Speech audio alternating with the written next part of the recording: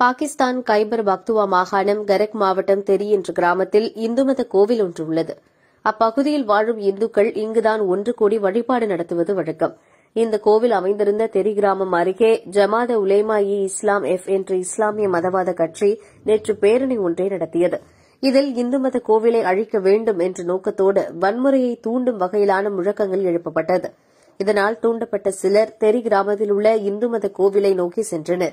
கையில் கிடைத்த பொருட்களை கொண்டு கோவிலை இடிக்கத் தொடங்கினர். அங்கு வழிபாட்டில் இருந்த சில இந்துக்களையும் தாக்கினர்.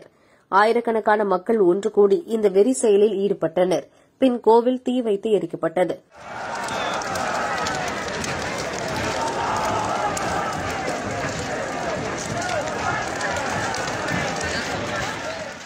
அதன்பின் அனைவரும் ஒன்று கூடி வெற்றி முழக்கங்கள் எழுப்பி கோவில் அழிக்கப்பட்டதை கொண்டாடினர்.